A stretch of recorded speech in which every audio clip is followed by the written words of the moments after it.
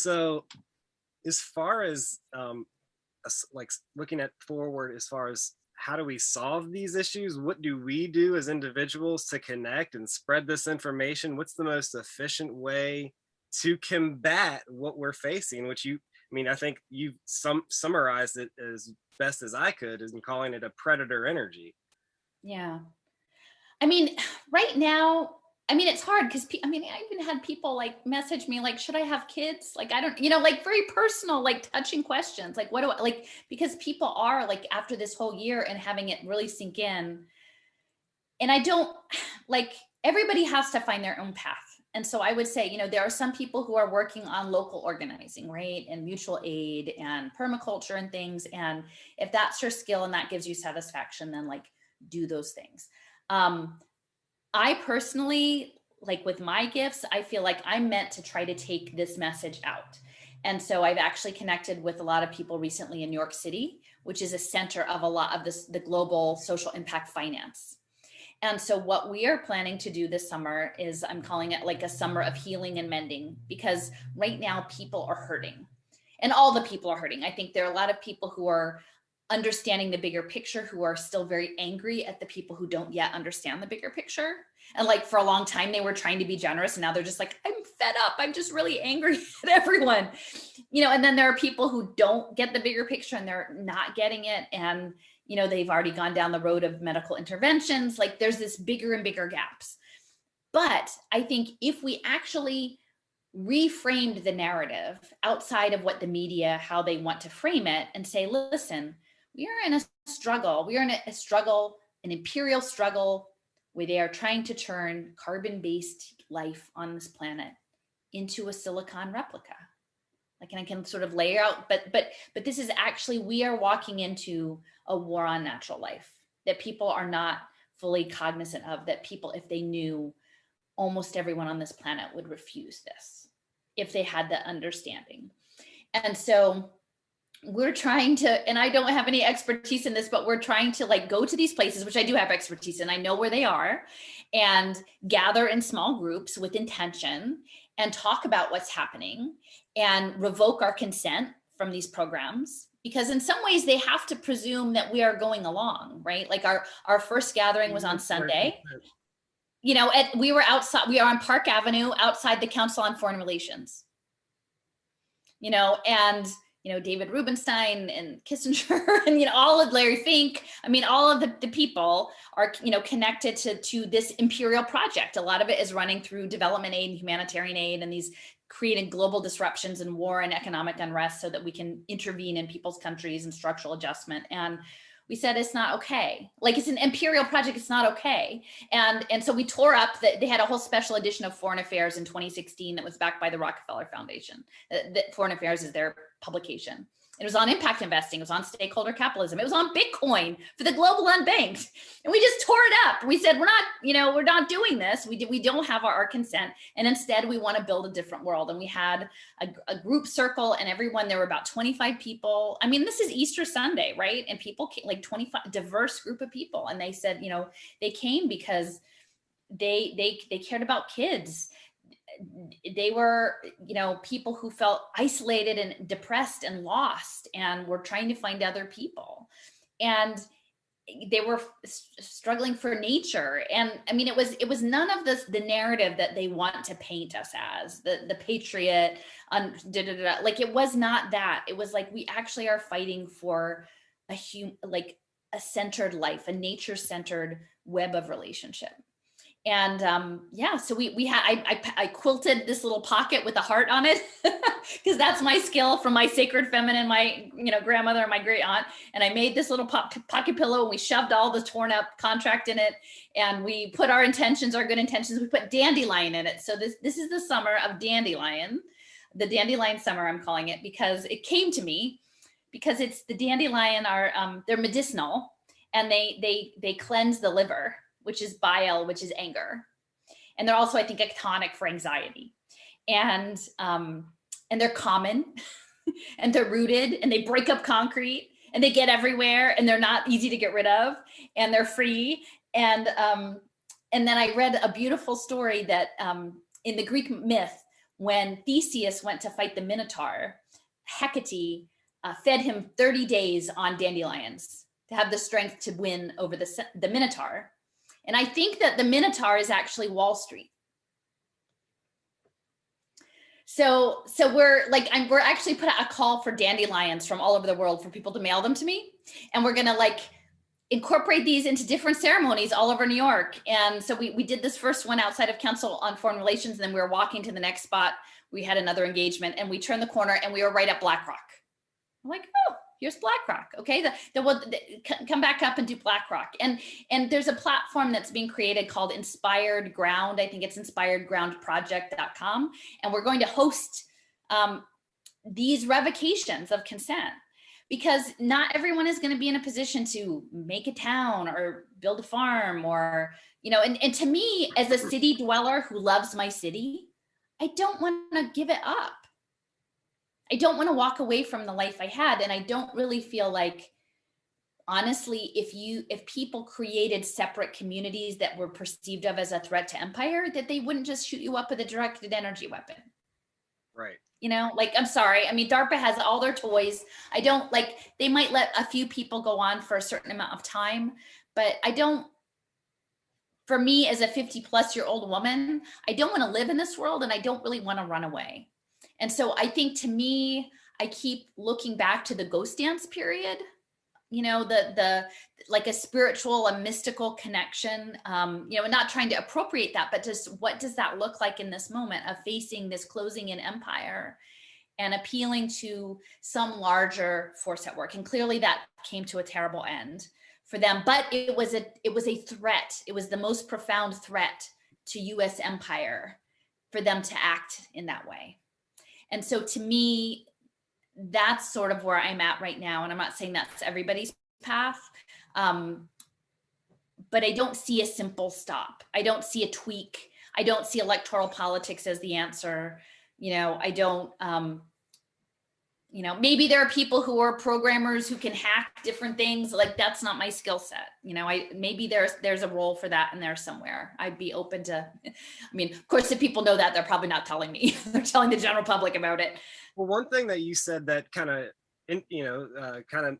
shifted my perspective, my frame of mind on it is the cryptography that's being used to implement the infrastructure, the actual data storage centers and all of these sorts of things. The electromagnetic frequencies are such that it's actually altering our DNA, and it's not. Natural is a word that I struggle with too, because I do believe that that's a fine line. Is what we created something. Where do you draw the line between natural and artificial? But for me, you wrote an article about, or I don't know if you wrote it or you reposted it, about selective animism, and I really that was my friend Tad. Yeah, it was great.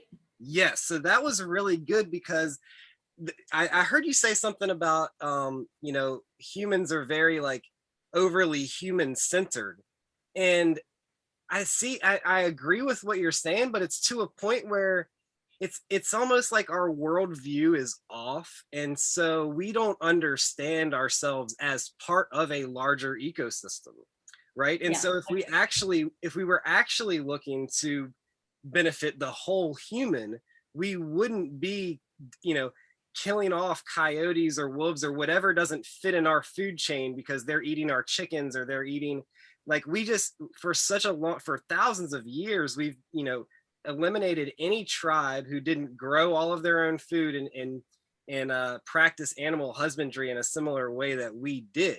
It was all about the way our culture perceived the food chain. And fortunately, we're starting to see, you hear about the food web now, and our worldview is starting. I do see some good things in the changes in language and the changes in worldview, but it still seems like we're stuck in this mindset of humans are, we're here to be the dominion of the earth, or we're separate from the planet. And I don't think that if you continue to have that worldview of humans being separate from the rest of nature, then you're gonna just continue to be a virus or a parasite on the earth. But if you change your worldview, if you change your worldview to see yourself as part of nature, then I don't think it's a bad thing to want to benefit humanity, because you're not going to do those things that hurt the planet. You know that that's your home, and you need that to thrive in order for you to thrive. So it's like this weird thing where it's like, if you understand your humanity to be a part of the planet, then it's not really a bad thing to want to benefit humanity. But when you see yourself as separate from nature or from the planet, and then you're just working to benefit yourself, and you're treating the planet as a resource, as a human resource, basically, to extract rare minerals and resources and all of this, then that actually in the long run destroys humanity.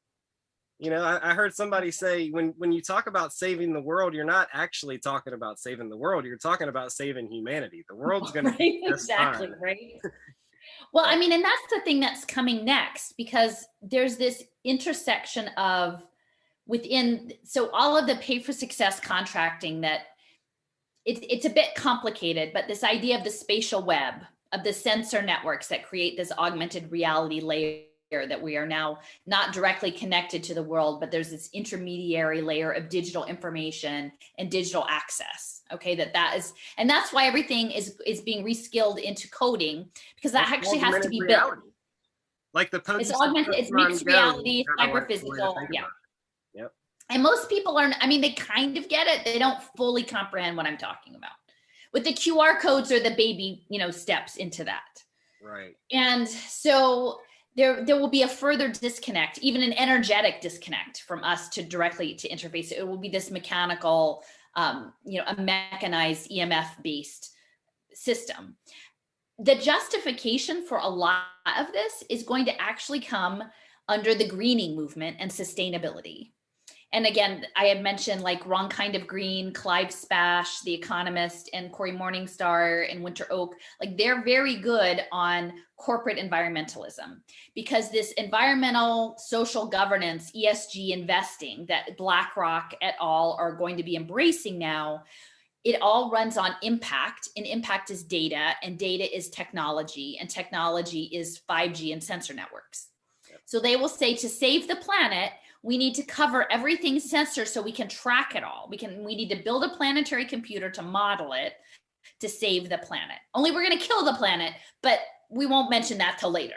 But like, we need to get our profit, and the profit depends on getting the impact data. So we're going to put all the sensors, we're going to make everybody kick out of their old jobs. So you can't have a real teacher anymore. You can't have a real doctor. You can't have, the elders are all cared by robots. Humans only can do the data cleanup to code this stupid global prison planet, and that's what we're in the process of seeing underway, with all sorts of profit verticals built in. And so that fake kind of green, they are going to use something called One Health, which is the World Bank's program, because this is all about structural adjustment, global political economy, to say, here's people, okay, over here, people, and public health and viruses and scary things. Here's nature. Here's the climate and the environment, and we're doing terrible things. Oh, here's animals. So they have these three things, like people, climate, and animals. And then there's this intersecting sector, and they're going to say, people, don't get near animals because you're going to hurt them and they're going to hurt you. And they're going to say, people, don't go near the environment because same thing, it'll hurt you and you'll hurt it. And animals, and they're going to try to keep everything separate so that they can lay claim on it all and they can track it all.